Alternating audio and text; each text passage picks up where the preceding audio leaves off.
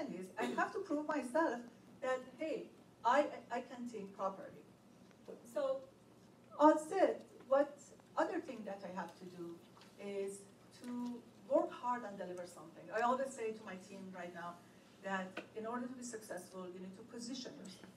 But that doesn't mean you just make really nice relationship with everybody. You also need to deliver. Deliver something tangible, something that people can see.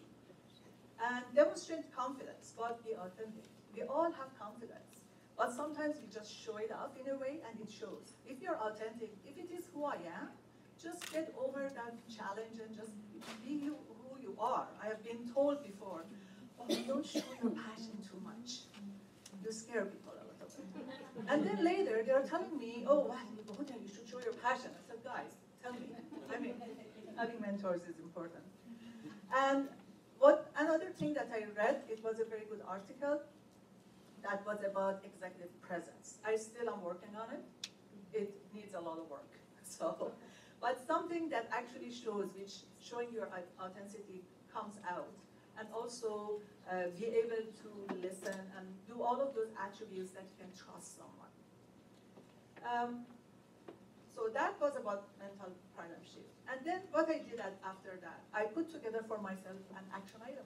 So I wanted to have 3-year and 5-year, and hopefully by the time I get retired, I will be as part of the board that they pay me $140,000 a year for 4 weeks work. So that would be perfect. But in order to be successful, we need to have a brand. So what is my brand? What is the unique thing that I can deliver, that everybody can actually see I bring this to the table? So I recommend, there's a book, it's called The Strength Finder 2. It shows you what you are good at. And that can actually help you to build your brand. Nothing is worse than anything else, or nothing is better than anything else, but you actually can see your own brand. And unique strengths, and then learn about blind spots. All of us, we have blind spots. All of us. So learn what is it that you need to fix or manage. So when I learned about my passion and things, then I learned later that actually it's my blind spot. Whenever I have a goal in mind, I am going like crazy. And one of my friends said, Fariba, you're very charming most of the time, but unless you have a goal in mind, then everybody gets scared. So that was my blind spot, right? So recently, I'm just learning every time I have some goal in mind, and I'm just gonna go to Mary or Angela or whoever to tell them what to do. I just stop, and they just say, "Hey, how are you doing?" And I started be a little bit aware of your blind spot. It's really important. And define SMART goals. Who knows what are the SMART stand for? SMART. I think all of you know, right? Goals that we put in there for ourselves, they should be SMART. They should be very specific, measurable, achievable. They have to be with reality, and that should be time-based. We should be able to measure them, right? So if we do that, and in order to actually reach to our goals, we need to hire a coach or find a good mentor or a sponsor that can help us to get through all of those things that we want to get in there. And, well, yes, if you have my action items, I have to review them and update them quarterly at least to ensure that things are working. And one of the most important lessons I have learned in my life, in my career life, that actually brought me here today is learn to listen. Learn to listen is one of the major things I've learned. And I think as immigrants, as passionate people, we always have so much we wanted to offer, so much we wanted to give. We stop listening. And listening is not just trying to hearing things, it's also seeing the body language of people. Then you are in the meeting group. And I think Kelly may know a little bit. I was the president of a Space Society for Canadian Women in Science and Technology, and I experienced that in there. I was actually sitting most of the time in the board meetings. I was listening to everyone very carefully, and then I was taking notes and talking about things. But I hope I was able to share a little bit of my story, and thank you very much for the opportunity. Good luck.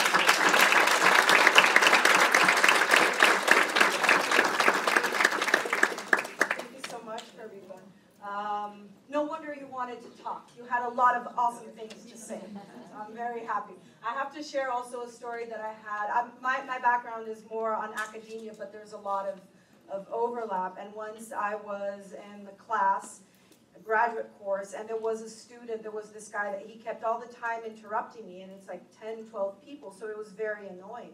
And I just remember I just got fed up, and I just put my hand out like this, and I said, I'm not done talking.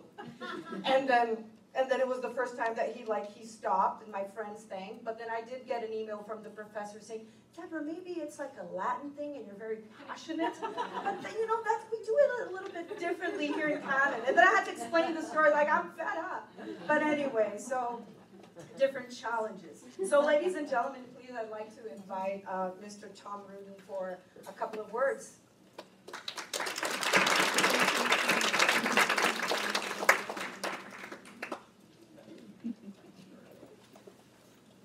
Well, good evening, and thank you for the opportunity to be here. It is a remarkable privilege. Let me say two quick things. I don't know what, I have one slide I'll show in a minute, but... yeah, are you sure? I'll just... Yeah, just one. So, hey, we shouldn't, that's terrible. I met Paolo. She mentioned that she was in India in February. Well, I happened to be in India too, and that's where we met. And I remember meeting this remarkable and energetic woman, and I came up to her after her presentation and said, hey, that was great. You've accomplished so much. You must be a star. You must be famous. And she said, no, I'm really, yes, I am. Yes, I am. She said, this experience in India has taught me to say, yes, I'm successful. Yes, I can do it. And that really inspired me to talk about and think about opportunities that we all have, especially women, to showcase their talents. And so I'm really excited about the entrepreneurs we heard from today and about this remarkable panel. And I'll tell one more quick story. Just before the session began, Monica asked me, hey, what's it like to be among all these Latina women? And I'm like, first of all, anything that gets me out of Washington, D.C. is a great thing, so that's great. But in many ways, just being in the presence of all of you, this remarkable panel, the entrepreneurs, and all of you, it's both humbling and energizing. It really makes me reflect on, the level of passion and commitment in this room among all of you, among our panelists and speakers. It does make me quite humble in my little role in what I can do in my job. But mostly it's inspiring and energizing, and I hope I can tap into some of the enthusiasm you all bring to your work and some of the things that I do in my work at the U.S. National Academy of Sciences. So with that, I just want to make a few points. Let me see if I can figure out how to make this work. No, I cannot. There we go. I have one slide. I won't go through this, but I hope you can read it. Those of you on this side, it's a survey of women in science, technology, engineering, and mathematical fields in the United States from the workforce. And it asks a series of questions. Again, I won't read all these, but it does break it down by Black, Latina, Asian, and white women. And you can see the experiences of Latina women, at least in the US. They're probably quite comparable here. I'm particularly taken by the last two sets of the bar graphs. One, it's very encouraging to see the degree to which Latina women find a support system in their work environment. That's encouraging, and I think it bodes well. You have a great aspiration that this be the beginning of a long-term networking experience among many people in this room. There's some evidence to suggest that there is enthusiasm for doing that. Actually, the fifth category was very disheartening, discouraging. Some of you may have had that experience yourselves. It must be heartbreaking to have that kind of experience as a professional woman. Hopefully, that too is a way to energize people around the topics we are talking about this evening and beyond. So, I don't have any other slides, but let me just say a few other words, and then I hope we can really have an engaging question and answer session. First of all, it's heartening to see the number of men in this room. It's really encouraging. I didn't know how many men would be here. I know there aren't very many on the panel, I noticed, but that's okay. I'm happy to represent men.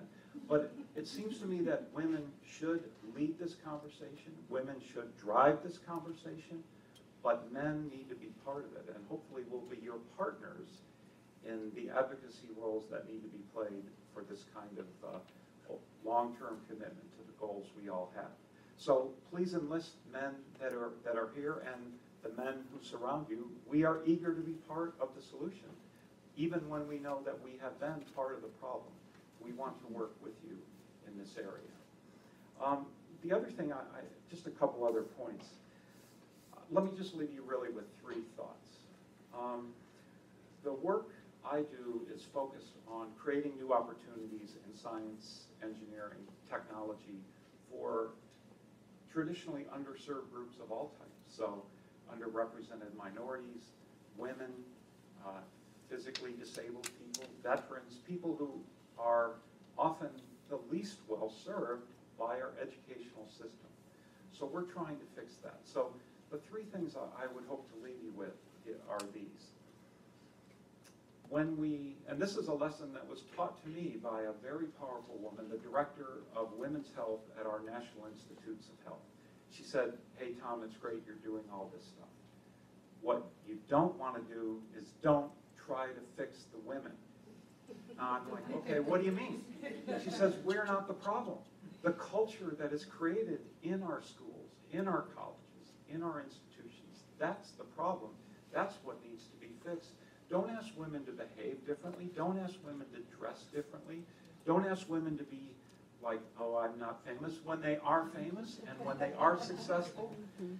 Work with your colleagues to create a culture that welcomes powerful women, that supports women who want to step up and serve and support and tell it like it is to their colleagues. Don't fix the women, fix the culture. The second point I would make is, I guess the best way to characterize it is, we often try to use policies and strategies to fix these cultural issues. The lesson is, bad policies are worse than no policy. Bad solutions are worse than no solution. And the example I'll give, we could think of many of them, is on an issue we're very involved in, and it's very timely if you've been following this in the news, the issue of sexual harassment in higher education and the workplace. So the example we often use is sexual harassment training. How many of you work for organizations where you are required or encouraged to take a sexual harassment training experience? So many of you may do that. Well, a lot of places offer sexual harassment training in the workplace. The problem is it's horrible training. It's lousy. It's a 10-minute video. It's a 5-minute online course. And it sends the message to the workers, hey, they're not taking this very seriously, so why should I? They don't care about sexual harassment. Why should I? They're gonna tolerate it. And so the bad training is worse than not doing anything at all. And that's often our solutions. We try to come up with policy solutions or new strategies in the workplace. They're worse than doing nothing. And we could probably all articulate those from our experiences. So that's the second lesson I think I would leave you with. And the third is to go back to my initial point. Men can be part of the solution. There are specific things that men can do, and I'm sure many of the men in this room can offer their own experiences in their advocacy role. A couple have already been mentioned. First, men need to be better listeners of women. Now again, this was a lesson brought home, like we were in a big meeting and people said, well, what should we do? And 3 men raised their hand, and the woman who was moderating said, hold it, would you just listen for 5 minutes before you start telling us what we need to do? Now she was joking about it, but men are often not great listeners, as some of you possibly can attest to. But men should look around them. They should look around their teams. They should look at the committees they work with, be aware of and sensitive to the makeup of those teams and those committees, and be good listeners to the men and women that surround them. And the other thing men need to do, and this is a really tough thing, and I would ask the men in the room to reflect on this with me. We need to challenge other men when we misbehaved in some way. Now, what do I mean by that? This is hard to do. I mean, those of you who are men in the room, think about what we hear in the locker room, what we hear on the basketball court or the soccer field, the way women are often disparaged. I mean, I won't give examples, but we hear that all the time, and we're not very good, and I speak for myself too. We need to get better at challenging that in a constructive way, not a confrontational way. But we also need to do it not just in the locker room, but in the workplace.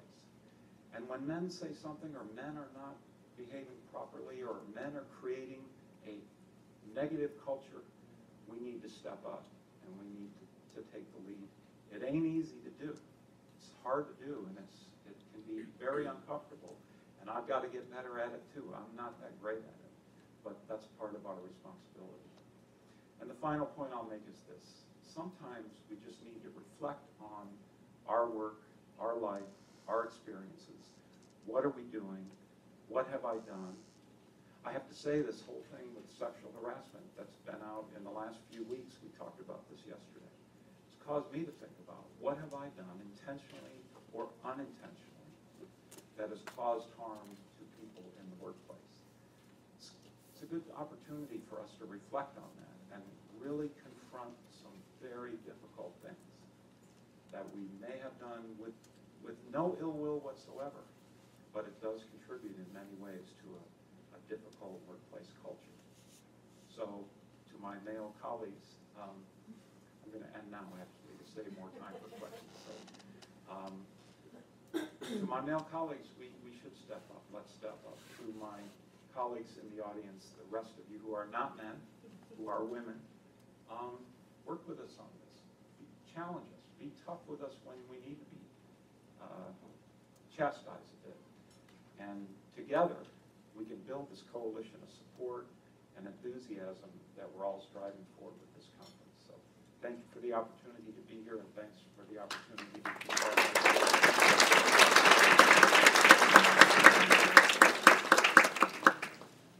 Thank you so much. We need a world with more men who are men and less men who are boys. Boys will be boys until they're tiny. Once they get big, they should be men. Okay, well, thank you so much. And now I would like to ask Jill to join and give a few words. Thank you. Good evening, everyone. It's an absolute honor to be here. Wonderful. I just was absorbed in the last two panelists, so here we go. That's me. So, Jill, Chief Growth Officer of Front Funder, and as some of you know, I wear a few other hats as well, which I'll speak to in a moment. So I'm going to talk about collaboration as the new competition, and Fariza and Tom sort of set that up nicely. But first, just briefly, so who here's had a straight path in their career? Yeah, so it doesn't exist, right? So it's all about that winding path. And I know for me, I finished my MBA almost 20 years ago, which is terrifying, as one of few women in my MBA class. And I knew at that point that I wanted to be with more women. I loved working with men, but because I recognize the importance of diversity, but really enjoyed the sort of collaboration aspects of working with women. And so I remember bonding that together. And as I finished my MBA and I had the opportunity to go into finance, into banking, and I almost went down that path, but I had this perception of what the environments in that industry were. I felt like they were not going to be conducive to my style, they weren't going to be collaborative, and I wasn't going to thrive. So I made a key decision at that point in my career to not go that direction, and I went to entrepreneurship. Because I felt like I would have more opportunity to be creative and to work with like-minded people. And when I say like-minded people, I think it is important to have that cognitive diversity around the table, but people who kind of got it and wanted to work together and appreciated diversity and inclusion. And so that was a really pivotal point for me. But it's still not working, right? We know the data. We know that women, it depends on which stats you look at, but make up almost half of the workforce, and in some cases more than half of the workforce. We're graduating in greater numbers from all programs, yet we make up less than 5% of CEOs. That's a big problem.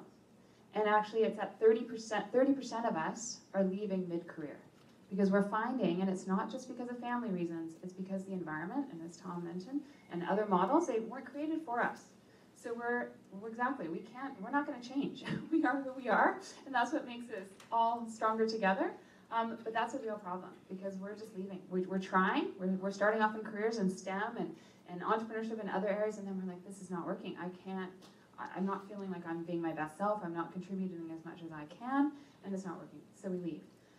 Now the good news is, more women are turning to entrepreneurship, and in fact in Canada, I'll jump to that in a second. So the bad news is the gender gap is continuing to widen.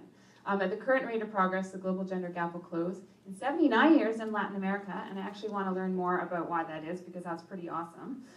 So, and 168 years in North America. Globally, 217 years at the current rate of change. That is not okay. That's like 2-3 generations from now. That's not okay. So we definitely have some work to do. Okay, here's the good news.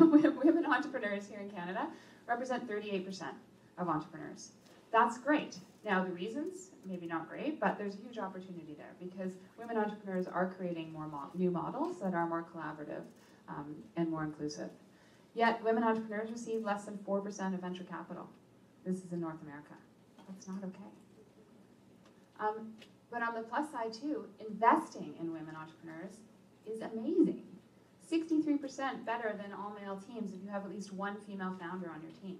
The data is very clear that having diverse teams from the board level to the senior executives all the way through is good for business, right? I know I'm preaching to the choir here, you're all here because you know this, but it's really important that the data really does demonstrate that.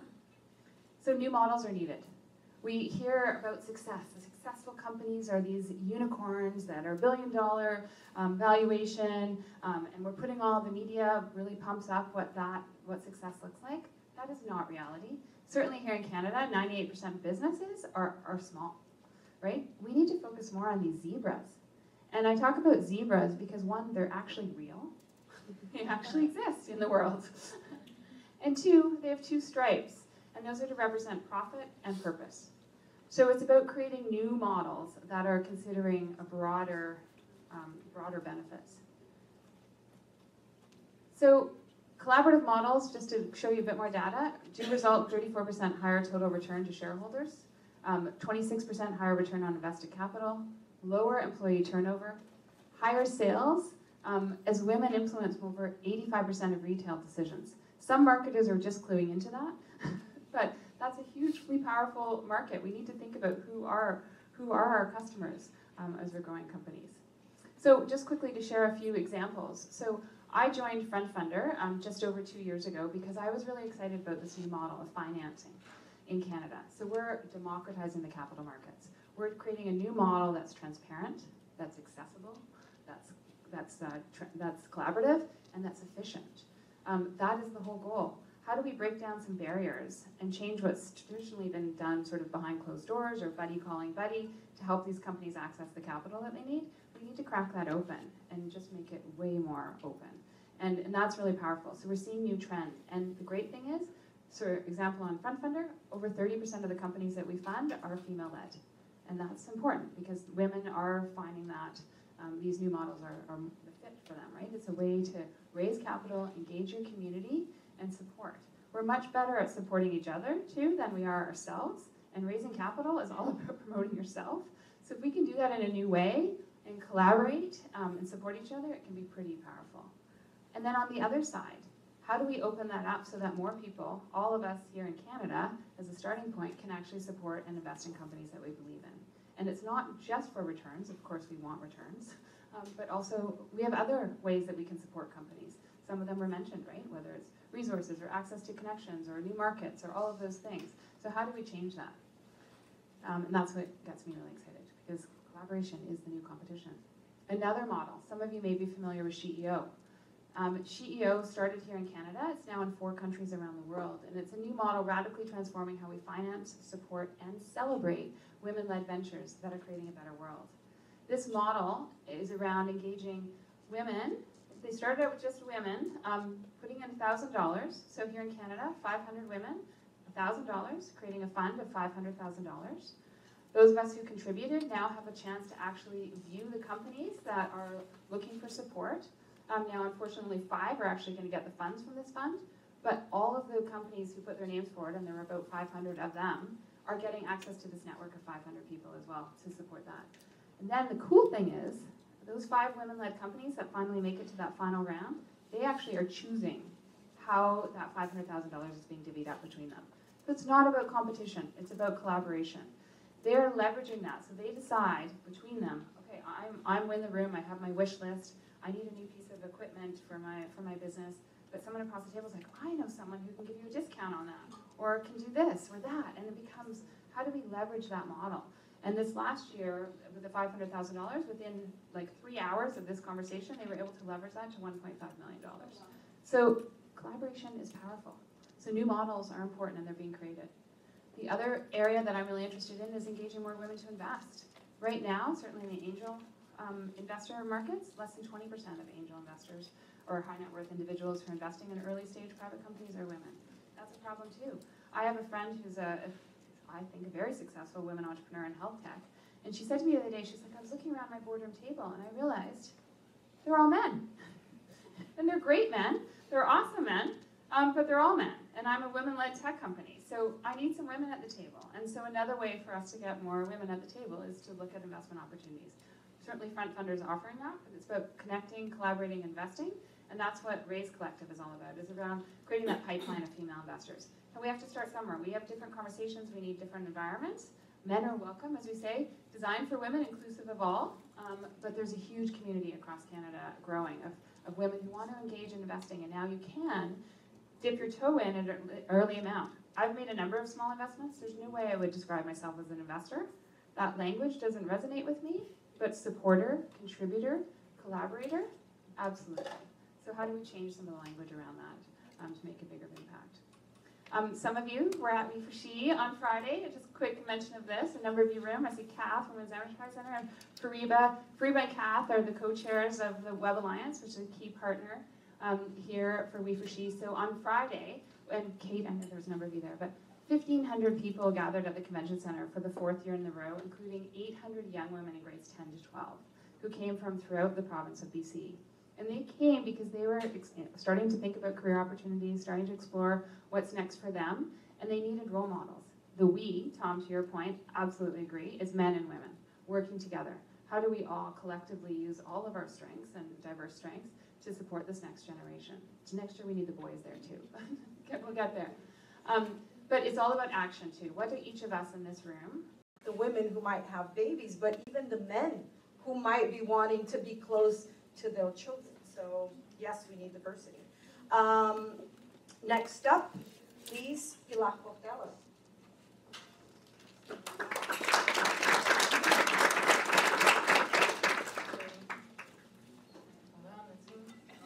The opposite way. All right. Let's see. No, that's not me. That's not me. There we are. That is me. Finally. Thank you. I'm going to share my story candidly. I am openly going to share how I became a CEO.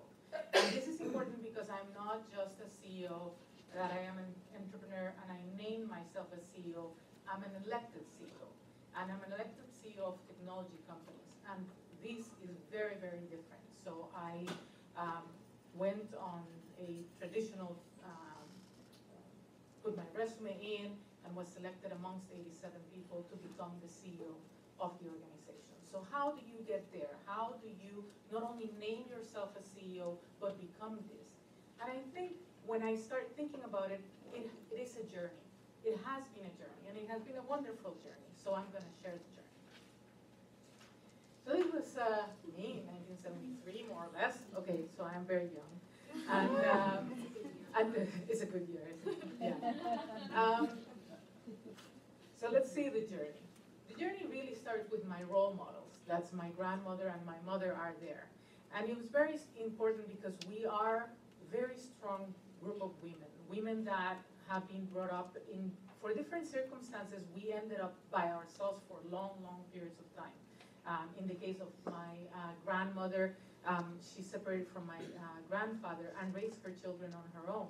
And in the case of my mother, she became a widow very young and raised her 5 children on her own. And then in my case, I divorced very young and then raised my son on my own too. And now I'm happily married, but that's a whole other story. Then he's here sharing the story with me, so yeah. But it really is about what they gave me and the strength to become something. But it started in a very strange way in the Latin culture. So I'm originally from Costa Rica, but we were living in Guatemala and we moved in many places.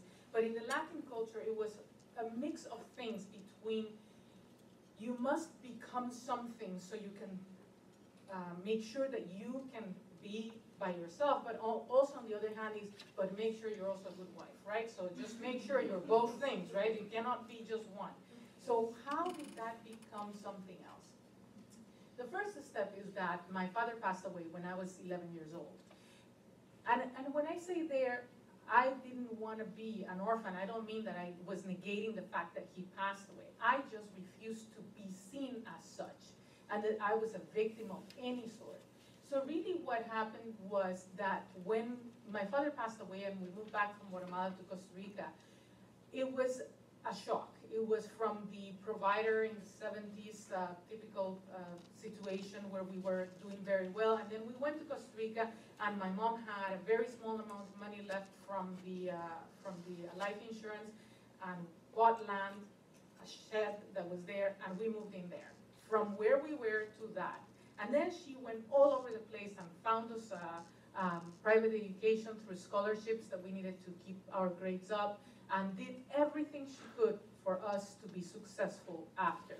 But that also meant that for us to succeed, we needed to do more. So I started taking bookkeeping courses when I was 13. I got my first job and I was helping doing the books at a grocery store. But my mind was always thinking about not how hard this life is, but how can I solve the situation that we're in, right? How can I help my siblings? One of them is sitting in here too today. And how do we move ahead from where we were? And it was great. We came up with the strangest solutions. We had, at some point we had one type of vegetable that was that we had in the land that we were planting, and we were bored of eating the same thing that's a potato forever and ever. It's called tacacos. I don't know who would know it.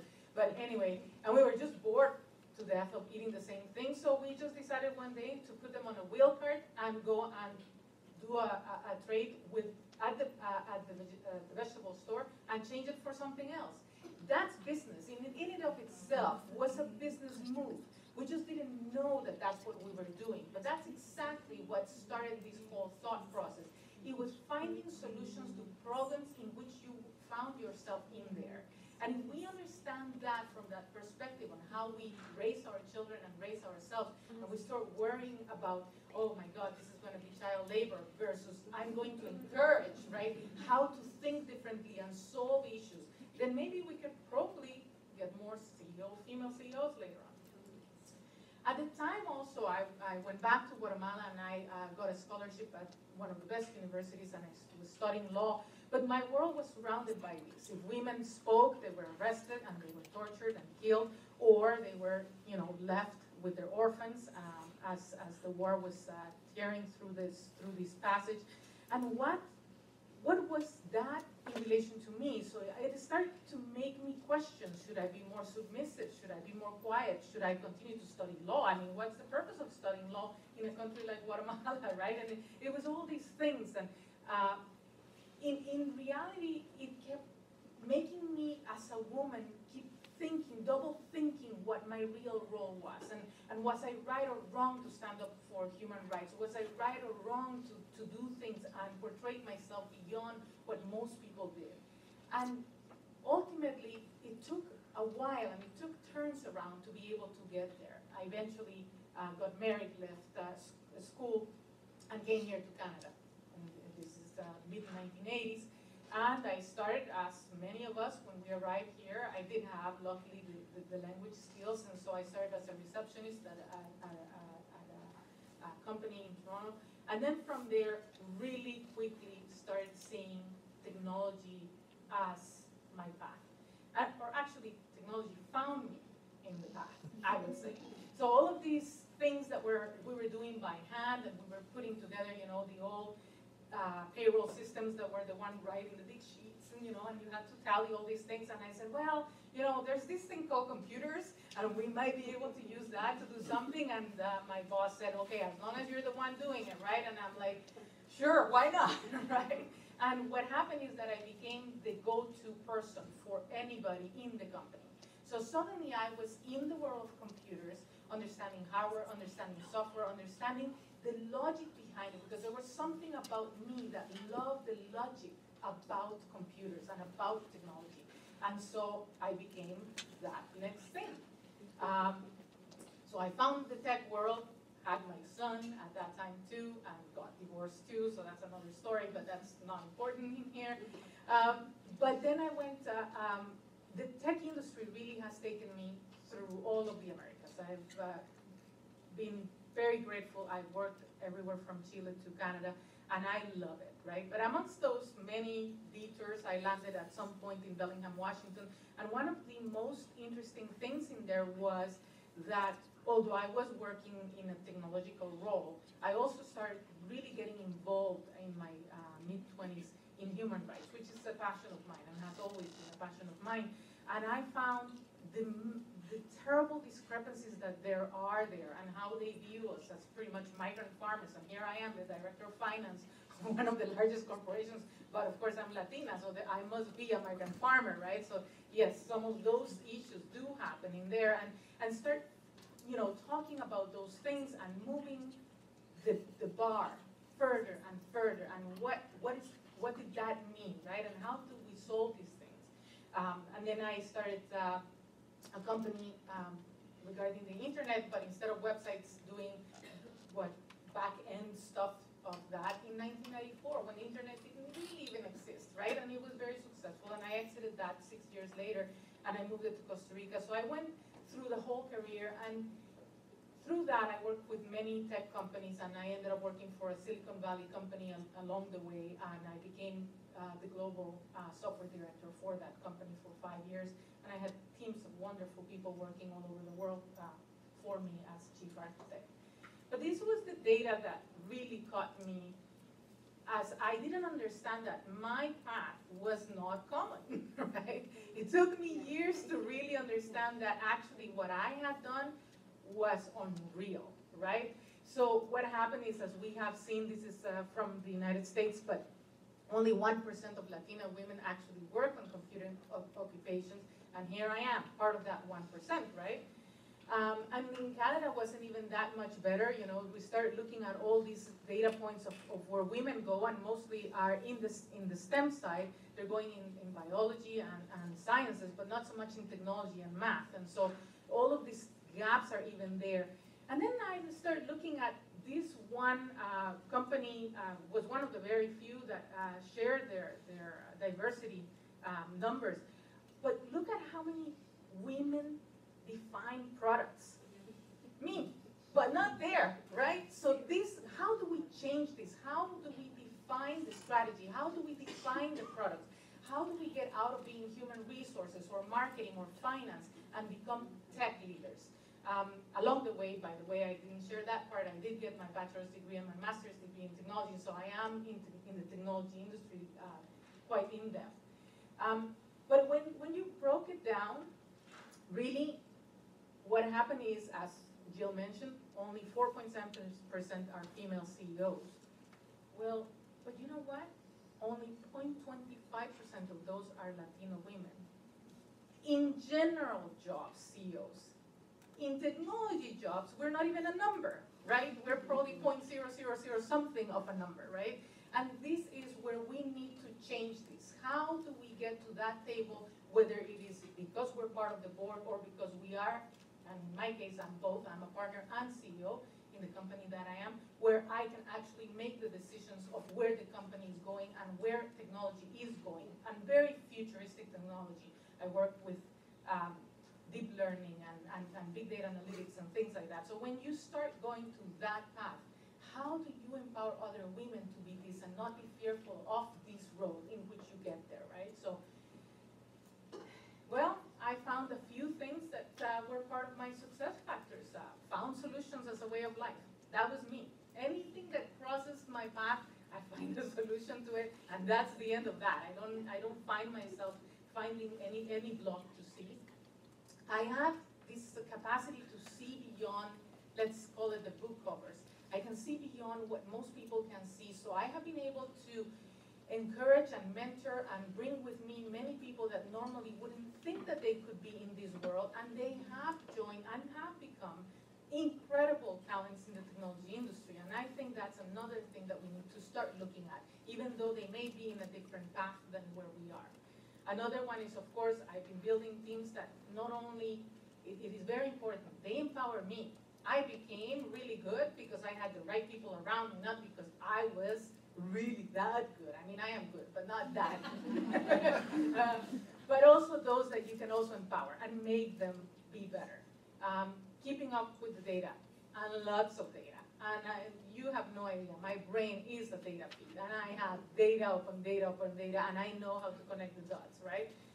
Which is the next one. I have this big data analytics brain myself. So think big, and I mean big, like way, way bigger than what you think you can think. And don't think in small numbers. I work with many companies and the startups that are always talking about, oh, when I get to my 100,000, and I'm like, no. When you get to your first million or 2 million or 5 million or 1 billion, don't think small numbers because you'll achieve smaller things, right? Think big. Don't fear it. It's just numbers, right? So who cares? I mean, it's the same to achieve one as to achieve the other. Let's go for the bigger one. Why not, right? And always keep your values above everything else. Keep it ethical. It's been a hard journey. I have stood up to many men and women along the way, kept it very ethical. This is who I am. And I will stand up in any room and say, no, and I'm not comfortable with this, and this is how we're going to do it. And I encourage you all to maintain that, keep it very ethical along the way. So, thank you. Sorry, I can say that. Of course, that's me now. A grandmother, too. Thank you so much. That was fascinating. Not surprised. I've heard her talk before, but always surprising. And now, finally, with Monica for final words. Thank you. George, my right hand. I will introduce George. She's not going to say hi. She works with me. She's a Latina. She's from Barranquilla, and she's learning English here. She's part of my project. So this is who I am. I'm an individual. I know that it is important to acknowledge that we are women, but it is also important to acknowledge that we are individuals. My father raised me. I am also an orphan. My father raised me with my grandmothers, and I was always an individual. I was not a girl. I was never rejected for being a woman or treated different. I was always a kid, period. And I felt that through all my life, and it makes my life better. Why? Because my father is a fantastic father. So this is and a fantastic mother. I celebrate him, Father and Mother's Day. For me, it's very important. So first, I'm going to show you a short video of what I do. I'm a media outlet. What does a media outlet do? Inform. Empower people through information. Thank you, George. Play.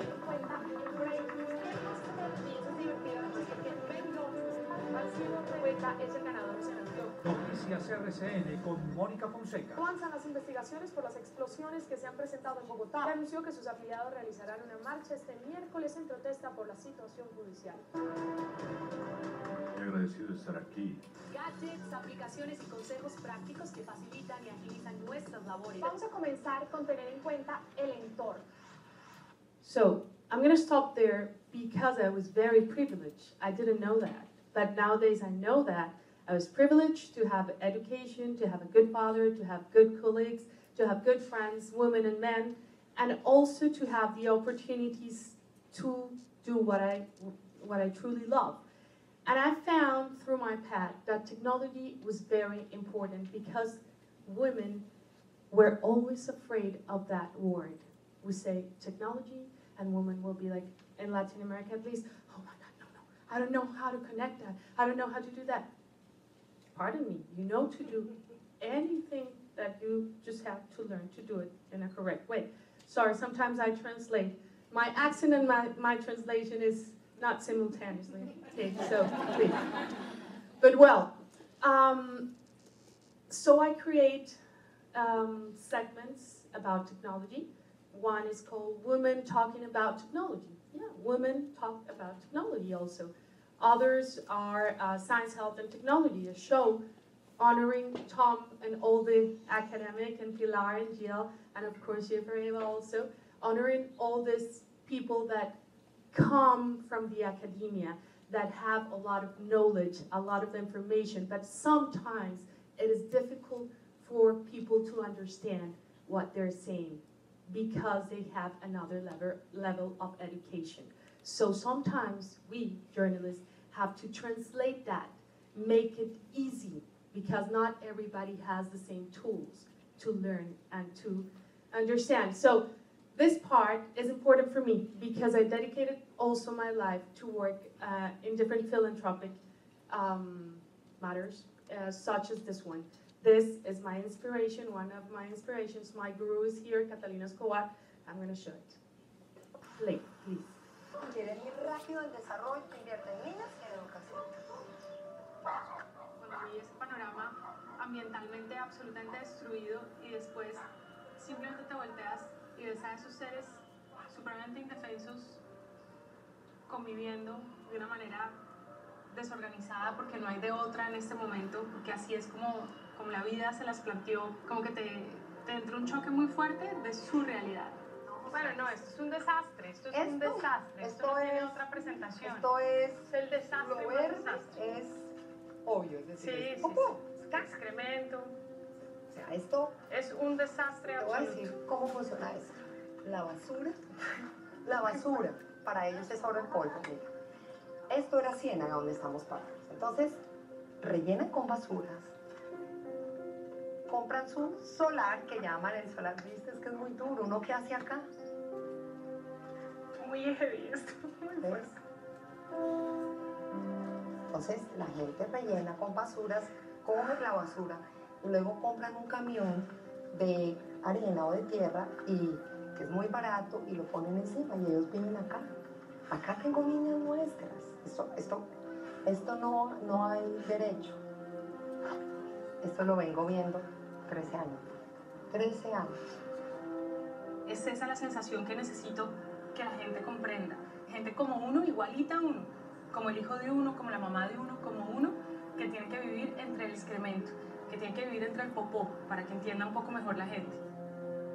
Y debería tener las mismas oportunidades que uno. Muy heavy esto. Caminábamos a visitar una adolescente nuestra. Well, good news is that Catalina Escobar is changing that reality. And we are ambassadors. We, men and women, are ambassadors for Catalina Escobar Foundation. The story, I won't tell the story because it's too long, but she lost a child when he was 3 years old. He fell down from a window from a building, and she dedicated her life to this. And now she has a university where she educates girls. And that university comes from sponsors and brands that are giving money so they can do it. And these girls are learning something, and now they can work and they can earn money. And they're learning from technology also. They can use Facebook not only to gossip with their friends, but they can use Facebook to sell their products, to do things, to acknowledge things. So this is very important. If you would like to read it, it's okay. I'll give you 10 seconds. Okay, thank you, Dora, thank you. It's okay, it's okay. Did you read it? You want, what perpetuates poverty in Latin America is the high level of corruption and teen pregnancy. Only one additional year of secondary education increases the future earnings of a girl between 15 and 25%. When women earn stable income, 90% reinvest in their families, breaking the cycle of poverty. What is my job there? to inform people like you, to inform people all around, to share in social media this message. That is what I've been doing for a long time. There's more data here that you can read about the Juanfe Foundation, but I have to talk about more foundations and a little bit more jobs. So if you want to learn more about this foundation, you can go into juanfe.org. We have all the info there, over there, and learn more. Whenever you have the chance to go to Colombia, to Cartagena, or to Medellin because they open one, or to Chile because they open one of this, you can learn more about Catalina Escobar. Next one, Jur, thank you very much. I happen to work with Avon Foundation Colombia, breast cancer awareness, just because I like the subject. I think it is important. I think we have to talk about those subjects, not only to men, to women, but also to men. And we're doing good things there. We're doing good things. Colombia learned a lot from these campaigns, and we collect a lot of money that we give to the foundations. We work every year, and I'm very happy to work with this foundation. I'm also talent of the other part, so I do use their makeup and do some tutorials and all of that. Okay, next one, Jura, please. And here comes, and I will take a breath because sometimes this is complicated. Natalia Ponce Leon, she's 35 years nowadays. I'm part of the board, but I do not do a lot of money. I'm just part of the board, I must tell. I raise a lot of money, but I don't do a lot of money. So Natalia Ponce Leon suffered a horrendous attack, acid attack, 3 years ago. And she could be any of us, any of us. And she decided not to be the victim. How come? I don't know. Because it was a terrible attack. Please show me, George, thank you. This is Natalia Ponce de Leon. She have had 33 operations, surgeries nowadays. She's doing great. She's a fantastic person, individual, woman. She changes laws in Colombia. Literally, there is a law called Natalia Ponce de Leon. What do we do there? We assist women that have been attacked with acid. Many of you maybe are wondering why acid attacks in Colombia. Colombia is a great country, I must tell you. It's a beautiful country, and we have beautiful reasons always to go there and to learn more. But also, it happened to be one of the 3 countries in the world that have higher amount of acid attacks. Why? Because we don't have enough policies sometimes controlling those kind of acids that are really, you can get them in the drugstore. They're a little bit complicated. So she's changing the face of everything there. And you know what we achieved? We convinced Avon Foundation to make her the face and the spokesperson to talk about violence, to fight against violence, gender. So we're so happy and so proud to say that Avon is giving her and the foundation not only money, but the support to talk through all year, not only in Colombia, but in Latin America. And she will go to New York and give speeches, and she's a fantastic woman nowadays. She's changing the face of what is evident over there. I don't see her anymore like that. I see this girl. But I know that it's complicated for people when they first see her. She rose from the ashes. We call her Phoenix. That is why Phoenix is always there. Okay. So next one, please, George. This is me. I'm also showing a picture. I was 16 years old, and because my father has been a scientist and he worked with the United Nations, finally I get into the path also of working with environment. So I've been an environmental ambassador for the United Nations Colombia for many years. I have to, and I love to work in environmental subjects every year. We work with the American Embassy. We have the privilege to do a lot of things over there. And with the United Nations, I work also as a spokeswoman for the Millennium Development Goals. And we have a lot to do every year. We work hard. Next one, Drew, please. Okay, now I'm gonna tell you about this wonderful woman. She was my client, and I was her client. Why? She is a social media advisor. She happens to be, hey, can you help me with this? She is, can you put it there? I don't know how to say it in English. Econometra. Econometra. I'm not sure how to translate that. Yeah, it's a very special career, and exactly, it's both worlds, exactly. And she's an expert. She's a TED speaker, social media professional, presenter. Why I'm talking about Ofelia Pastrana? Because Ofelia Pastrana is one of the renowned transgender women in Colombia that lives in Mexico. She is a woman, and she's the most fabulous one. Okay, go ahead. Yes, and I get emotional. Okay, Colombia. What is happening in Colombia? Now we're going with the startups. What is happening in Colombia? This is data from 2016. We're waiting for the 2017. I don't know why we're waiting, but we're still waiting. So this is the data what is going on in Colombia. Other baby, Loop is what I have here. I call or I name my little speech Loop, the technology of giving back.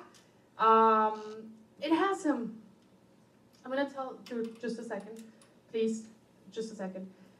It comes from two different sources. One, my colleague and partner, which happens to be a fantastic man that lives in Toronto, Carlos Zamorano, married to a fantastic woman, and he has a great mother. She was doing her PhD in La Javeriana in Colombia, which is a great university, and at night, she was walking out, and it happened in Mexico, it happened in Colombia, it can happen in Chile, it can happen in Argentina, it can happen anywhere in the world nowadays.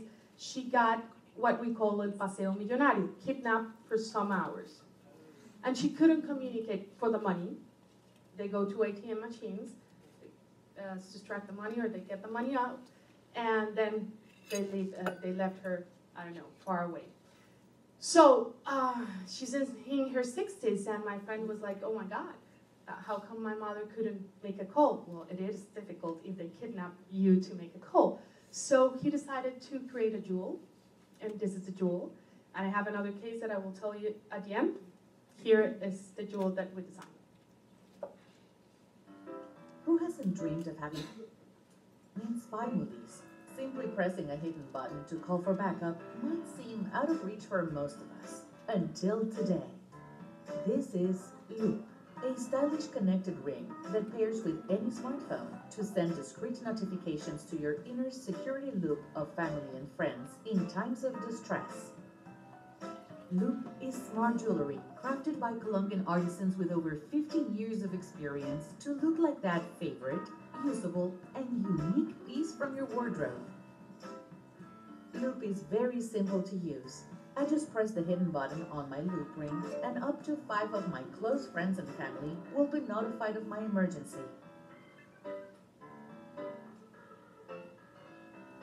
That's it. No need to reach for my phone, finding someone to call, or explaining where I am. Loop makes my life easy while maximizing my chances of getting help. Loop was designed as a tool to empower women victims of sexual assault and domestic violence. However, we're not just concerned about the creepy guy following a woman at night. Emergencies can happen at any time, and Loop is always there to make sure you receive the help you need as quickly as possible. Hi. Okay, that's my partner. We were raising money, so I'm not going to do that introduction. We're not raising money today. We're just showing you the Loop. This technology is beautiful. The jewel we're designing is nice and beautiful, but we still have to solve something.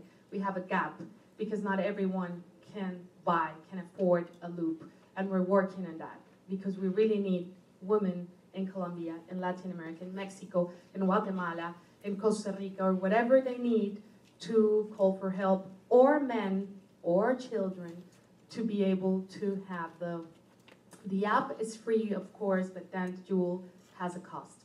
So we're working on that. And do I have time, Salvatore? I'm being so quick or what? Okay, just 1 minute. Last but not least, I want to talk really quick, not about my familia. My familia is very important for me, so I have these pictures about my abuelas, my father, and everybody, my mother. But do we have Wiki Mujeres? Really quick. Wiki Mujeres, this is very important. Network, that is a beautiful network designed by an Argentinian woman, which I truly, truly am proud of that woman. She united women without, if I don't know you, I will help you because I'm a Wiki Mujer. If I don't know you, I will help you because you need help. If I need help, they will help me because I am a Wiki Mujer.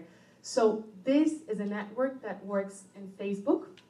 It's a private network, but we do have the public also. And it's about assisting other women, giving advice, traveling around the world. We have plenty, thousands now, of women that are registered in there. And I will be so happy if there can be a Wiki Mujeres in English, because there is not Wiki Mujeres in English. I've been telling Geraldine, which is the creator of this, fantastic idea to do it in English, because I think it will be fantastic. We communicate here in English. I love Spanish, of course. I'm smarter in Spanish than English. But truly, I love this idea, and I think you should give it a look if you have the chance. Even if you don't speak Spanish, you will understand what's going there. It's a fantastic environment. Thank you very much. This is a brief of what I do.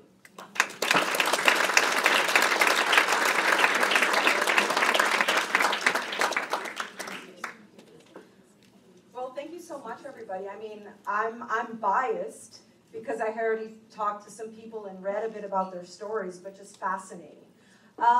So what I will do very briefly is to try to have a little bit of a sum up of what was talked, and then I'm going to have a couple of questions for you, open-ended questions. And then we can open up for just a couple of Q&A. So, I mean, it's just a fascinating story that we're always talking about Latin and about women, but at the same time, I'm sure that a lot of experiences can translate to men, can translate to people if you're visible minorities, to people of different religions. So whenever you are in a group that feels that it's a little bit harder. I would just like to point out something that I saw the other day. It was saying, you know, about some men who are white, who are heterosexual, who are Christian or whatever, main religion, and they're saying, oh, I'm being attacked. You know, there's no space for me, and I'm suffering, and every one of these minorities, they have all of this space. And what I kept thinking, well, if it's hard for you, imagine for the rest of us. You know, if it's hard for you, if you're a man, heterosexual, cis, you know, and you have money, and if it's hard for you, imagine for people who don't have that. So it's more about empathy and compassion towards everybody. But just fascinating stories about, I think overall about grit, about people really trying and achieving and going above and beyond what was expected. There's the issue of awareness also of, let's say, the differences among women. We tend to talk about women and immigrants, but of course there are many differences. Myself, I can also say that I'm very aware of some of the privileges I've grown up in, but at the same time, being a woman or being of a particular kind of minority, that does translate into different things. Tom said it very right, when he said, you know, men are a part of the solution. So it's not all men, but too many men are not yet engaged in finding solutions. But men are part of the solutions. I think the gender imbalances and gender stereotypes, they hurt women, but they also hurt men. They hurt boys, they hurt men who don't have the sort of sorority that a lot of women have, and I'm sure a lot of men would also enjoy having that, and that would be a much better workplace for everybody. So there's issues that it's not just about women, but about gender expectations, and they hurt everybody. So the issue of being an immigrant and having grit, men being a part, the issue of collaboration, which is just, it goes through all themes, and it cuts across, especially in Canada, I think, because even though the question is how many of us are first generation, if you ask, how many of you are, can say that you're sixth generation Canadian or whatever that means, then it's like, well, it depends. So there has to be also this awareness that not everybody has, but they should have. If you're Irish, you're as much as an immigrant as someone who's coming from Colombia or someone who's, and this sort of how can I say, again, the empathy for one another. And I mean, Pilar also highlighted very well the issue of life lessons. And I imagine that what you want to do, I mean, I know that you want to do is not to say, look, I went through all of this and I got where I am, so you don't get to complain. It's not that, but it's actually to inspire and say you shouldn't be defined by other people. And you really can go for the goals, but also ask for help along the way. And don't take crap. Don't take the BS that comes from people that will try to put you down. I mean, ask for people who actually want help. And then with Monica again, I think it's all of us for the ideas that one thing we can take away is how do we share? How do we use our platforms?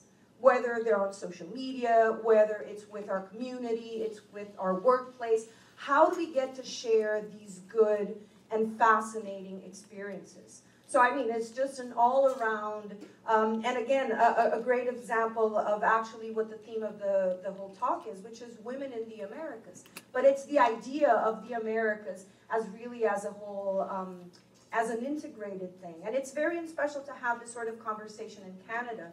I do feel that sometimes, my area is more foreign policy, but I do feel that sometimes when Canada thinks of especially Latin America, it kind of stops at Mexico. It's NAFTA. And the rest is like, well, yeah, and after Mexico, there's a bunch of countries. They're there.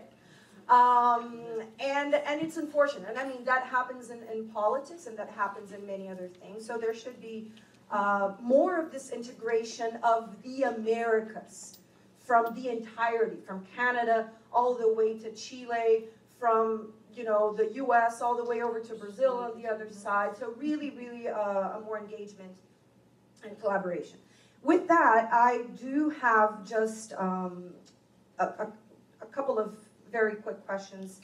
Well, they could be questions that could take forever, but just some ideas. So the first one is, we are right, we are preaching to the choir. Most people that are here because they do agree and they see this. So my question is, how do you deal, or how would you promote this sort of conversation and engagement with people who don't see the problem, who don't think there is a problem, or how do you reach them? Whether how you have reached them and strategies that have worked or not, but that would be my first question to whoever wants to collaborate. How do we engage with people who are not yet in tune with what we've been discussing? Yeah. Can everyone hear me? Yeah. Okay, perfect. I mean, what's worked for me, I mean, is the data, right? Just even if you just memorize one piece, like whether it's less than 5% of women are CEOs or whatever stat resonates with you, but people understand that, especially in the business community, the data. The business case is clear. It's good. It's not just the right thing to do. Diversity is good for business. So I found that strategy works, and being constructive and calling things out. I mean, we've all been in situations where we've been in meetings, some people were referencing that, or where you feel like some people are not being heard, and just being that advocate and just identifying that and speaking up about it. I would say that actually it's important to create this awareness. Lots of things are happening right now. Everybody knows that you're already working on these initiatives, but one of the things I noticed, when the word woman come to the conversation, some men, they actually stop listening. They vote with their feet, and then they just think it's not us. So having the awareness that this is not a partisan thing, it is something that impacts everybody, and it adds value for them, it makes them even more successful, that's actually important. That can be supported by data for sure, but also ensure that we create that environment that it's safe for everybody, and then they can actually call it out if something is not working very well. That would be my thought. Well, just quickly, I think as with many things in life, you start with where your audience is and build from there. So if you're talking to scientists, what's important to you? Good science. Well, why would you not capitalize on half the population and tap their talents in science? If you're talking to business people, men or women, they want to make a profit and they want to build good products, provide good services. Why not capitalize on these data that show that a much more diverse workforce creates a better final product and outcome? It seems to make sense to start with where they are and demonstrate the value of diversity to achieve their goals.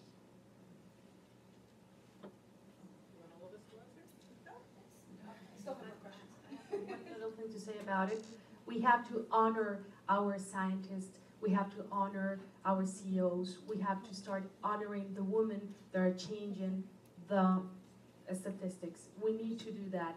As today we have a scientist from Colombia, Maria Victoria, and I'm so happy that you're here. I'm so happy to know you today, and we have to start doing that. In Colombia, we're trying to do that very hard, to honor them, to show them to the children, and to acknowledge what they have done. You know, it's very important. And then go to the children, because they have the ability to observe very differently from adults, and they can show their parents and they can show their adults the difference of equality and what is important to, how do you say that, to achieve that goal, you know? Well, thank you.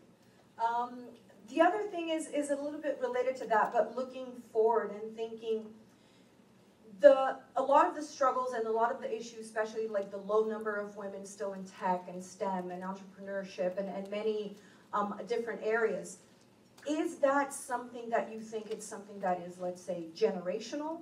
Because it might be, and this is a question that I don't know, is it something that just because, 40 years ago you didn't have that many women, so that's why basically you had men and then you have those positions. So I'm wondering if you think that there is an element of generational and it will kind of get better by itself just because of the changes.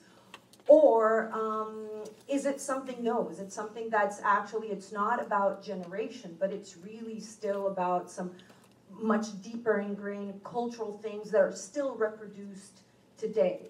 And if they are, what do we need to do in order to not be having the same conversation in 15 years' time?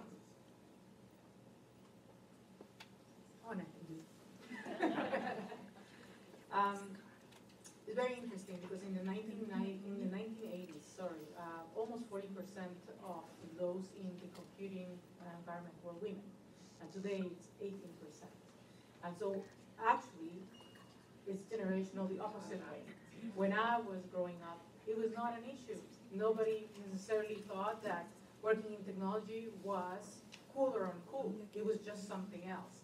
When it became something where you could really make money, now the men wanted it, right? So it was no longer a secretarial job, it was not a data entry job, it was something else. And that's when we ourselves playing this role of saying, as teenagers, and that's usually where I see the gap happening. I see the young generation, boys and girls that are all okay with math and science and technology, and then you hit teenage world, and this is no longer cool, right? Being smart and thinking for yourself and doing all these things, you're gonna be taken on the side, and it's both from women and men saying this is not good. So it's not just the men, it's also the women.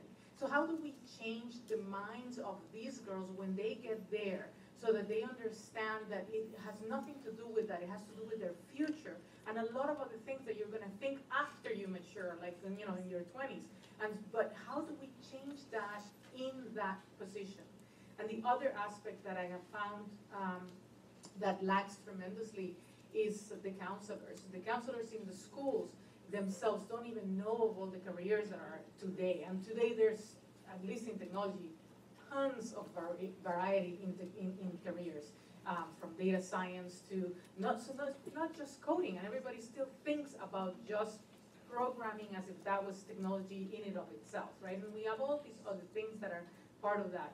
So I think we need to teach them so that they can teach the children and tell them which are the options that they really, really have. Because the future is wonderful, and I love technology. So I know that they're gonna have a great time. They just need to understand that it is much wider than what they think it is.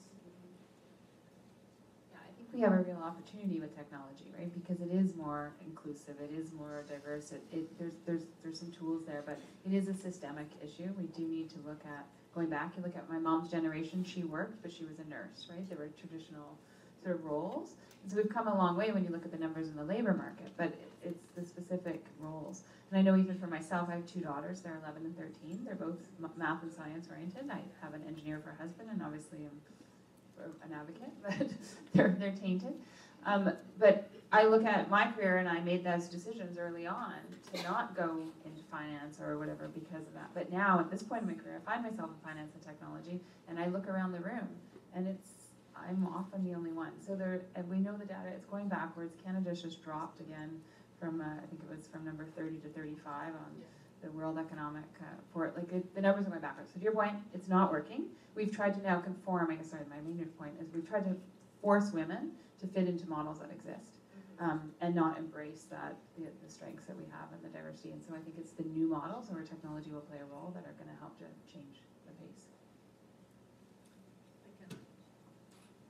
So I just want to tag on what Monica was talking last time, is actually to celebrate women that they're successful, to ensure that we have the support from all different levels. It's like a grassroots levels, individuals, organizations, and the governments, that they can actually support and educate everyone that there's an equal opportunity to be successful, to be at the same level that every man can be. That can show the children, especially the young girls, that there is no difference. I can be successful as I want to be. Unfortunately, today, we don't see that many of them with all of those numbers that we have out there. So they say, why should I go to this, like learn science or technology? Because at the end of the day, I never get to that level, right? The numbers that Jill was showing, like they start at university with 50%, but then they get to CEO level, they're only 3%, right? So those are the things that they need to change in all different levels. There's that saying, you need to see it to be it. Yes. Well, thank you so much. And then my finally would just be a very quick, what would each one of you want to be at least one takeaway for the audience, and in the sense of what should we, even something that we should be doing tomorrow, or we should think about, or should we pay attention? Just, I know you have mentioned many key things, but if you just want to reiterate one last point for the audience before we open up for questions. I'll go with whoever has their thoughts put together. Yes, and then we'll go to the top. I just have a very simple thing I would say. Do something. Something is better than nothing. So if you can build on this with some event, some networking opportunity, just get the ball rolling. I mean, this is a great start, but if you let it lag, you're going to miss an opportunity. So do something, and to the extent we can be helpful from where we are, we'd love to be part of it. So I would say, find an organization that actually is in alignment with your values and what you're doing. I was very fortunate to know SCRIST, which is Society for Canadian Women in Science and Technology, to start with after I made my action plan. So that was the organization I connected with. I found great mentors in there. Dr. Maria Isa, who is one of the past presidents, became my mentor and my sponsor and my champion. So, and that opened up a lot of doors for me. Like I was able to have a presentation about the same issue at the House of Commons later. I was able to actually become one of the 150 women leaders. Find an organization that it aligns with your values, and find a sponsor, a champion that can support you and help you to go forward. I'm going to say one more thing. I'm going to behave like a typical man. I'm going to dominate this I would ask you to do one more thing, and that is go home and tell your spouse, your son, your daughter, your friend, where you were tonight. say, here's where I was and this is what we talked about. And those little planting of the seeds will go a long way. Yeah, absolutely. Keep talking about it, keep advocating, and then to what Fariba said, I was gonna say, yeah, find a champion, but most importantly, be a champion, right? So let's focus on. And reach out to those of us that actually are able to support you to do something else. We're here. We are here talking because we are here to support and grow and help you also grow. And if there's any way in which we can open doors, we'll be more than happy to do so. So don't fear that it's going to end up in deaf ears. We will be listening, and whatever we can do, we will continue to move and advocate wherever we can. Okay, I will quote 3 men. One is a musician. La vida es un ratico. Life is too short. Second, Tom, do something. My father, even if you're a cashier in a supermarket, do it with passion. Enjoy what you do. Enjoy every second of being alive. And then me, use technology. We have technology, and most of it you can get it for free. So your ideas are great if you start doing something. Thank you. Okay, well, thank you. We're not done. Thank you so much. And now, I don't know how much time we have, but I know that we have some time for questions. And if you do ask questions, just please tell your name and like a 1-second blurb. Just, if you're in academia, if you're an entrepreneur, if you're, just arriving, and then you can ask your question.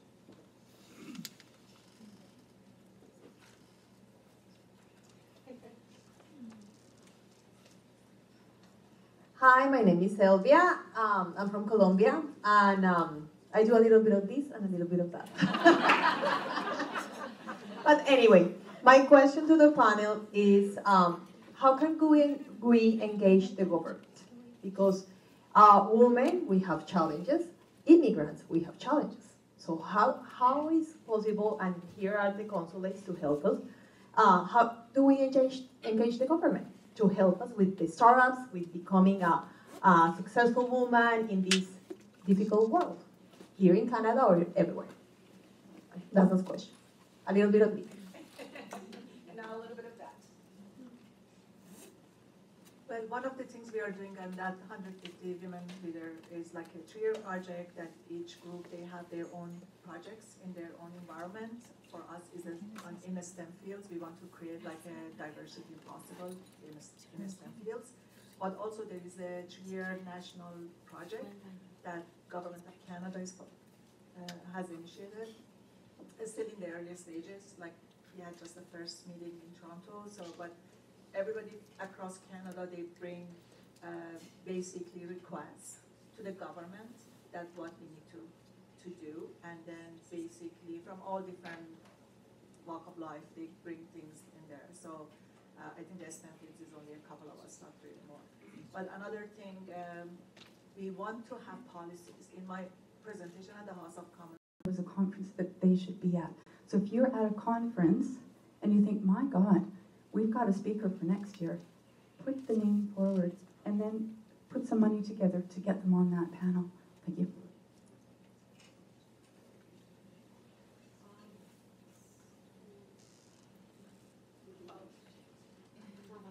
I always have questions. As working as an entrepreneur, as an immigrant woman, and seeing many other women, I see a lot of challenges as a woman entrepreneur and become balanced and have families. And I'm wondering what advices, as many of you are women, as mothers, what you have been able, because I do know a lot of my girlfriends face, how can, how long can I do that? Become this amazing entrepreneur, but also become amazing wife, an amazing mother. What is that balance? How do you do that? Yeah. Tom, please. I got it. Mansplain to us. Well, I am the odd duck because I didn't quite balance it, right? I mean, when I was growing my career, certainly my son kind of had to move around with me around the world, and tough luck, and that was it. I wanted my profession, and he was just with me, and that was it, and we were moving around. But it was very interesting because I did get a lot of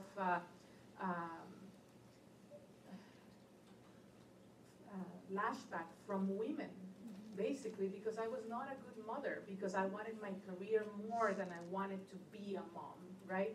And I never even thought that I needed to choose to be one or the other, that I should be able to do both. And why did I have to do that? And it was tough. Today I have a wonderful relationship. My son is grown, my stepson is here too. And it took years though, and a lot of sacrifices along the way. So I'm not necessarily a great example of a balanced situation getting to this point. But I do think that today is a lot easier than it was in the 1980s and 1990s when I was trying to do all of this at that time, and certainly in Latin America. Right? So. Yeah, I don't believe in the word balance. I don't think it exists, and I don't think, especially as an entrepreneur, I think you tend to start your own business or do something because you're passionate about it, because you have a purpose around it. It's going to be messy. It's not going to be perfect, and I think we have to recognize that. I know for me, I work a lot. I have 2 daughters, they're now 11 and 13, and I hope I try to bring them to things once in a while so that they see, but they just sort of roll their eyes at this stage. My husband picks up a lot of the slack at home, and it's not perfect, but he does cook dinner every night and does all the carpooling stuff, but we had to figure that out, right? And so I think my advice always, it's never going to be perfect. You can never wait. I talk to a lot of young women who are putting off starting a family, even though that's what they want, because they are waiting for the perfect time, and it's never going to be perfect. So I think it's just embracing that, as I say, embrace the chaos. Not everybody's comfortable with that, so you figure that out. But if you're an entrepreneur, you tend to be more comfortable with that, and you adapt as you go, and life is integrated, and you just go with it.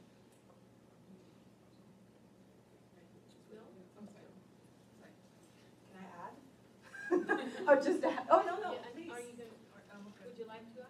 No? Yeah, I will. Yes.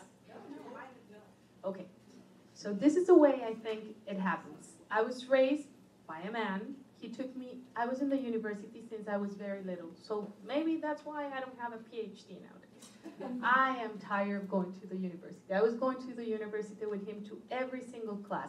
He was 24, 25, no mother for me, so I was with him all the time. That was his balance. That is what mammals do.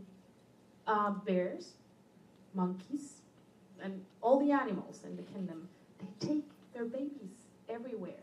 So it's normal to do it.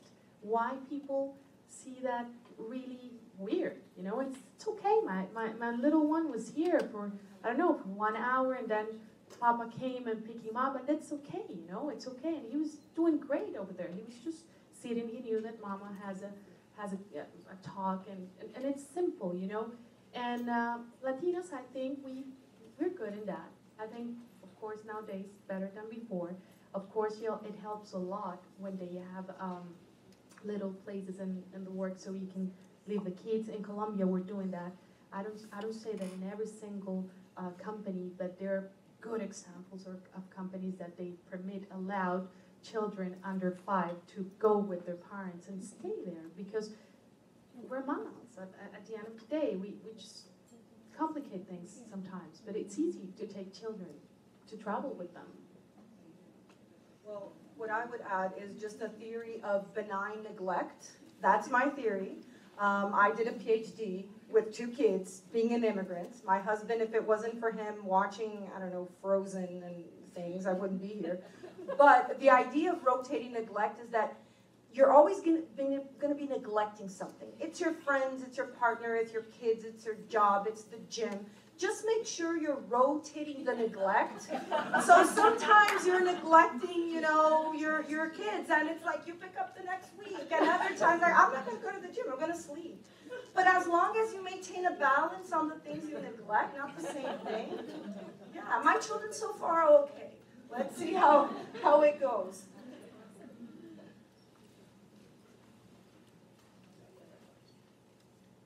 Thank you. My name is Juan Angel Becerra. I'm an international tax expert, entrepreneur, and a writer as well. My question for you is, are you aware of any country in Latin America or anywhere in the world where there is public policy to include in the educational agenda or curriculum entrepreneurship at a very young level? That's question number one. Because it doesn't seem to me that I have found one single country where they teach young kids to be entrepreneurs. And question number two as well, is there any country that you know that there is public policy to provide access, free access to internet to everywhere? To all of the population, because without internet, well, there is no access to technology. So We do have cities now in Colombia, such as Bucaramanga, which internet is free for everybody.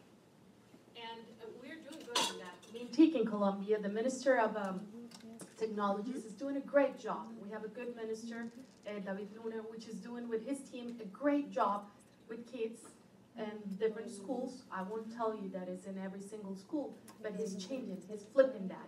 He's permitting educators to be educated so they can educate better the kids in technology matters. And of course, they're doing contests all the time. And since I work communicating technology, in Colombia we have different types of events, such as Campus Party. Campus Party was created by a Spanish man, a Catalonian man, Paco Rajajeles and his partners. And we have a Campus Party in Colombia, which is a great event during 1 week. So people from every single, we call it estrato, class, you will say it in English, can afford to go and can afford to exchange information, and they can develop apps there, and they give tools to them. And the sponsors, the big sponsors, are not the public but the private brands. So we do have that. We need to change policies. Maybe we need to encourage the government to work harder. But Mintic is doing a really good job in Colombia, I must say. I believe India has now started to write internet access for everybody as part of their policy. I don't know if it has already passed, but I do know that they were working on that as part of what they were doing. I can also tell you that although they don't have entrepreneurship as such, I know Costa Rica has had free education for the longest time for everybody, and all the way to PhD. So you're not stopped anywhere along your path. It is where I believe that what you just mentioned in Colombia is being done in many places. So but from the policy perspective, I don't think it has been addressed as policy, right? So that is set up in a particular country. Other than, as I said, I am aware that India was working on something related to that. Particular municipalities they have, particular cities may have, right, and different things. But yeah, it is going to be part of the future economy. You have to have free internet as probably a right rather than, but it is something that is just moving at this point from what I know. 1 minute. Well, we have 1 minute to just. Yeah, one more question.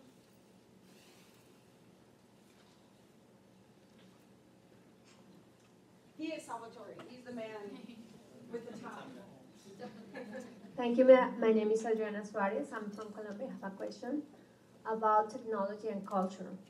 I want to know if technology goes faster than cultural changes. Because we are talking about how women in this culture, how's the role of the woman in this culture. But we are talking about the technology to help us to improve our role in the culture. So who goes faster than the other?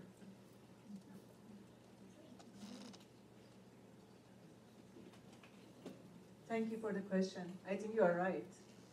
The changes in the culture is not happening as fast as the progress in the technology. And you can see it in different countries. Like you can see China, Iran, all some other countries that they try to prevent people from using technology and connect it.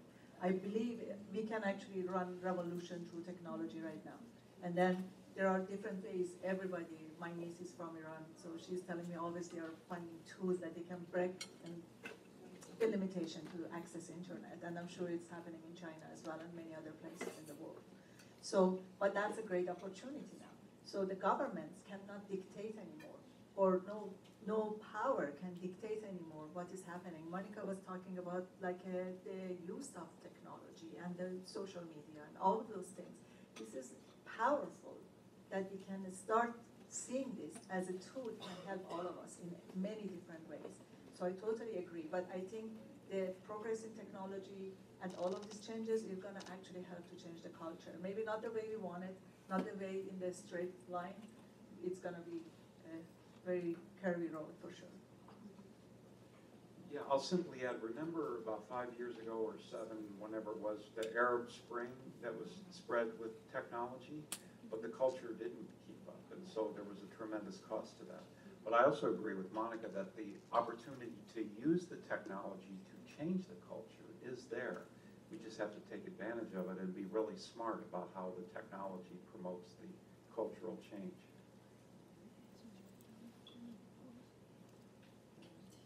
Sorry, and I just wanted to add, obviously technology is something that goes at lightning speed, so usually, every 6 months something new, it's all time.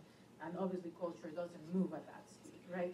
The question is, what is technology? And it no longer is one industry, it's actually a horizontal that permeates in every single industry. And so when we embrace technology as part of our future in any industry that you're talking about, and as women, and we embrace in general terms technology, then we will be able to keep up and be able to use technology to our own advantage and advancement. I was thinking to answer something different, but then I realized that tech culture advanced at the same time. So tech and culture, but not traditional culture. Traditional culture is what slowed down everything, it's slowly, and it's good. Traditional culture is beautiful. We have to acknowledge that, we have to protect that also, and it's important. But then there is a tech culture that is growing. Our children, our young people, they're moving all the time, Their organism, it's a living organism moving with technology, with all those 6 months and 5 years and 15 years, they're over there. My child is there, it's not here, He's present here with me, or not in this moment, but he thinks there. He doesn't think like I think. So they move fast. So I think we have to create a bridge between our culture, my father culture, my elders' culture, and the new culture, and the culture's coming. So it's creating bridges all the time and trying to move a little bit, not at the same rhythm, but respecting the new ways and everything, but creating bridges so they don't forget about the traditional culture that has many things to teach also, kind of. Yeah. Well, thank you so much. I mean, that's a beautiful way to kind of close most of the evening, but not yet. We can still have time for networking. And with the idea of bridges, with the idea of really of connecting, and the connectivity that is not just, here we're talking a lot about gender, but it's a connectivity with where we are from, or from where our elders are from, and where we want to go. And we are part of building that bridge. It's an active process. So again, just to keep in mind the idea here of women in the Americas and leading the path to innovation and entrepreneurship. So let's have our connected minds to that. Just one more quick word by our Consul General from Costa Rica, Mr. Antonio Arriaga.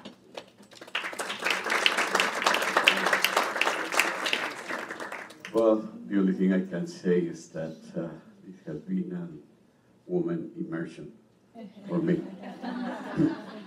Nevertheless, I'm proud to say that it came from my mom, like all of you. So I deeply admire my mom. Then comes my wife, then comes my daughters, then the people I am working with. But what I learned today, and I think is very important, is a word that someone says, balance. If we don't have balance, I don't know where we're going, because the children, they need the mom. They need the father, but we don't have to forget that.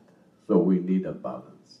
And again, just to close, that I came from my mom, and then went in another woman. And that's the life for the men. So we are not here by ourselves, and we don't were raised by, and the moon by someone else. So we are part of you, and all of you are part of us as a man. So thank you very much for the opportunity. I learned a lot.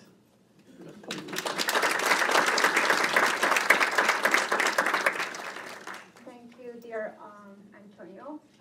As I say in my email, we would like as ExpoPlaza team dedicate this event to you because you have been one of the most supportive persons through ExpoPlaza Latina and through Vancouver since the beginning. So thank you so much.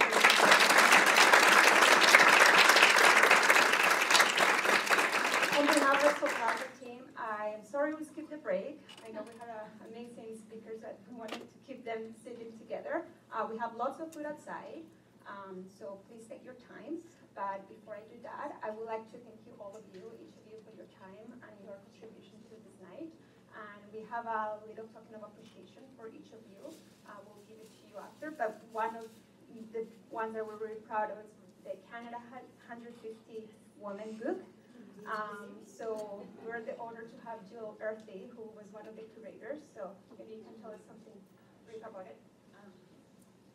Sure. So it was created by a local young woman who's currently the regional director of Futurepreneur Canada, someone that I've had the pleasure of working with for years. She's not even 30 yet. And she had this concept of we need to see it to be it. So we need to showcase more role models across Canada and as part of the 150th, whatever we want to call it, celebration this year. But she curated a list across cultures, across generations, across industries, and I think she has a list now of over 2,000 incredible women of stories. There are astronauts, there are scientists, there are engineers, there are artists, so everything in there, and it's just such an inspirational book with snapshots of these women from across the country. So encourage you. It's now available on Amazon. I'm not promoting, I'm just supporting the cause, but available on Amazon makes a great gift, and it's just pay it forward. And we were honored to be able to actually have over 800 of those books sponsored to give to those young women at the We for She conference last Friday, which was amazing. And last but not least, I would like to thank everybody who was part of this event, especially our amazing team, Salvatore, Yvette, Everton, Juliana, and a lot of the other people you see around, and put a lot of their time and passion and work to make this event happen. And of course, our partners, Vancouver Economic Commission, Mirai International, Launch Academy, Canadian Council of Americas, Futurepreneur Canada, Envision Labs, I4C Innovation, Workplace, and Small Business VC. And of course, Pastor Martin, thank you for having us. Enjoy the rest of the night, and I hope you have some time to network. Thank you.